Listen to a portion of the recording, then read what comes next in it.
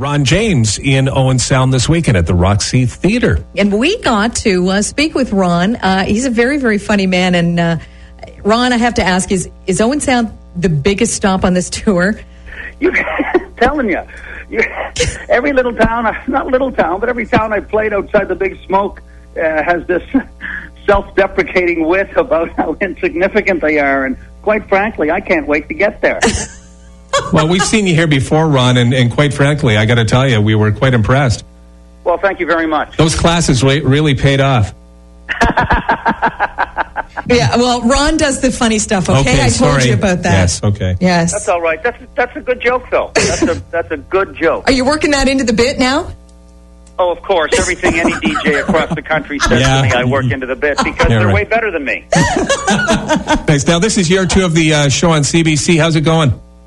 It's going fine, you know. I mean, we just got the second round of development. I mean, there's some severe Tory cuts coming down in March to the tune of $100 million, and that's going to affect everybody, you know. So I'm keeping my fingers crossed that my numbers were good enough, and the audience, the audience faith in the show across the country with the foundation I took 15 years to pour, actually 30, really, if you include all the commercial days and guest spots and second city time I put in, that will pay off, you know. But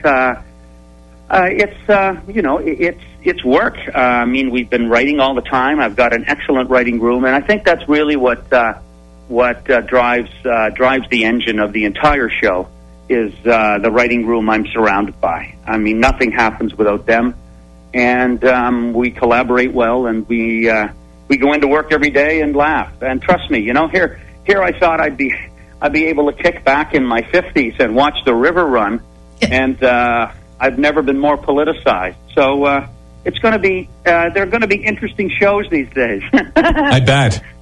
Yeah, especially on stage, you know, because there are litigious concerns you have to be aware of when you're on at 8:00 on Friday night. I mean, it's a whole different ball game on the network because television is a corporate gig, and there's lots of jobs at stake as well as your own and your own brand. So there's lots of things that you have to concern yourself with. But what I love about performing live is I really get to take the car out on the road for a spin, you know. I really get to put the pedal to the metal and say what I want to say and let the chips fall where they may. And what I think I've developed over the years is my motto has always been, say what you want, but don't lose the room. Because if folks are paying $50 to see you, they deserve to get their money's worth, which I'm proud to say I think I've done. And secondly, as the comedian grows and his life changes, then his subject has to change. I mean, you know, I can't be telling stories about taking trips with my kids in the car anymore because they're 23 and 17. Wow. Right. Stay home. So, so as life evolves, your set has to evolve. Your material has to evolve. And as you become, I think with midlife too, I mean, you really do see your line in the sand a lot clearer. And I just think that you've got your BS meter up for whether it's whatever kind of spin comes down the pipe that you're supposed to buy, whether it's, the bogus promise of celebrity culture or,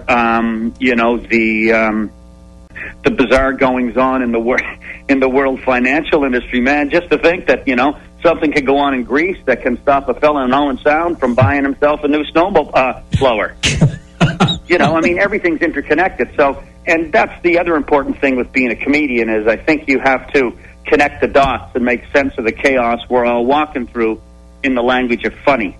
That's the most important thing, is to, clarify with laughter. And that's what I love about the work in its most... And when I talk to you guys, and I'm reminded of how rejuvenating and restorative the work is for me, just to be on stage and performing in front of people, because really the skill and the discipline hasn't changed in 1,000 years since, Buddy put a bowl in front of his feet on market day and made fun of the king. And if people paid attention, he ate. if he lost the room, he went home hungry. Huh. So you just have to tell a good story and remember that it's a show. And so that's what I love, is really performing the material and hearing the authentic response from people. Now, we have some pretty funny characters, local characters up here. Maybe you could work in, Larry Miller, our MP here, was just on This Hour's 22 Minutes last night. The guy who compared the gun registry to Adolf Hitler. You might want to use a little bit of him in there. Great. Larry Miller, he was on This Hour, was he? Yeah. He compared the gun registry. He's a Tory MP, is he? Yes, he is. Yeah, surprised me. Yeah, you comp him some tickets. I can't wait. Larry Miller's riding in Owen Sound, and I imagine the audience will be going quiet from time to time. That's one of the things I noticed when the Liberals were in power. You can make fun of them all you want, and everybody laughed, no matter what political stripe, especially the Liberals, because toward the end, they knew they were a joke themselves anyway. But people go mighty quiet when you're teasing the button-down patriarchs with their key to the government store today. It's all about managing the message, and it couldn't be a better time to be a comedian, because my job is to rock the apple cart, not ride in it. Well, Ron James, thank you so much. I can't wait for the rants. Love this show on the CBC, and he's going to be here Saturday and Sunday, so get your tickets. And I'm looking for it. We're seeing him Sunday, aren't we? Yes, he'll we have are. time to hone his craft on the Saturday night crowd. Yeah. Yeah, and I bet you'll hear crickets once in a while. Well, as I said before, we Don't we make fun of take my it- Tories. Yeah, we don't take ourselves too seriously. Thanks again to Ron James. We'll see you on the weekend.